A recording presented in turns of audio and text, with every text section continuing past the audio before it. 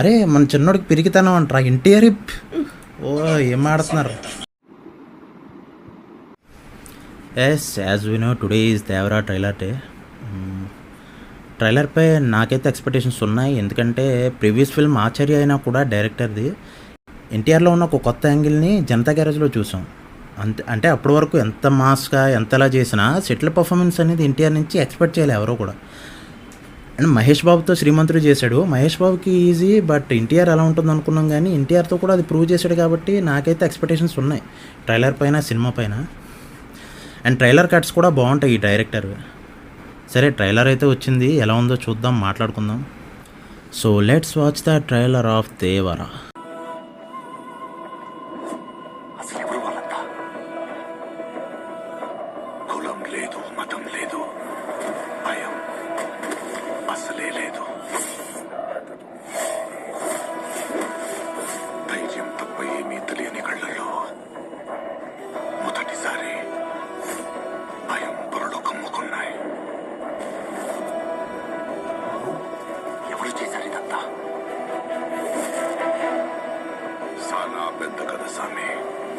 రక్తంతో సొంతమే ఇరుపెక్కిన కథ మా దేవర కథ.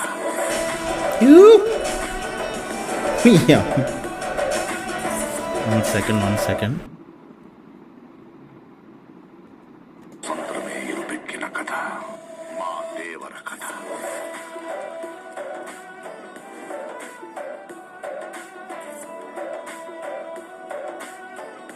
మనిషికి బతికెంత ధైర్యం చాలు. మొత్తం నీటిలోనే ఉన్నట్టుంది కదా సినిమా అంతా.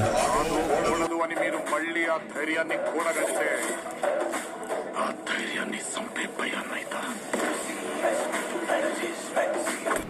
బీచ్లో ఒక మ్యూజిక్ ఉంటుంది కదా, లేనా మీనా స్ట్రాంగ్గా, అలా ఏం అనిపించలేదు మీకు? అలా ఉంది కదా.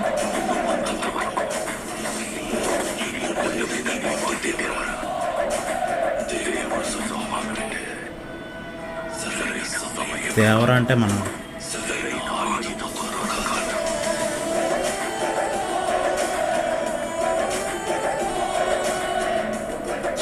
సీను ఉన్నాడు. పిరికితనమా? అరే మన చిన్నోడికి పిరికితనం అంటారా ఎన్టీఆర్. ఓ ఏం ఆడుతున్నారు. అరే లైట్గా ట్రిప్లర్ వైబ్స్ కనబడతారా. ఓ తండ్రి కొడుకులు.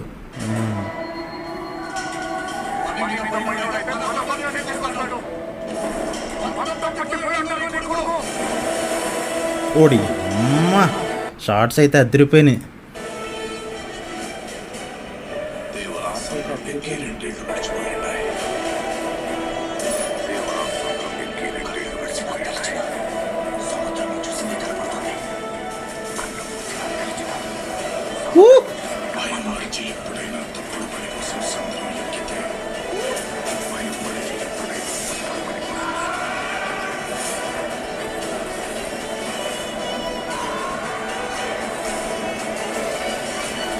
ప్రకాష్ రాజ్లు కిందలో కూడా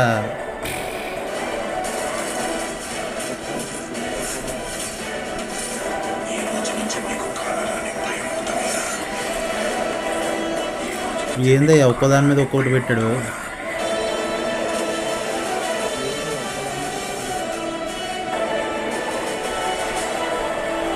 లాస్ట్ షాట్ ఏంటది? షార్కా?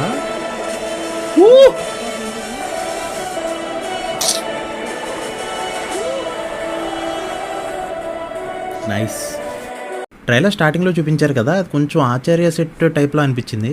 ఈ డైలాగ్ ఏదైతే ఉందో, భయం అంటే తెలియని చోట భయం పుట్టిందని చెప్పి, అది మన చిన్న ఎన్టీఆర్ని ఉద్దేశించి అన్నారా, లేకపోతే విలన్ చూసన్నారా? ఒక్కసారి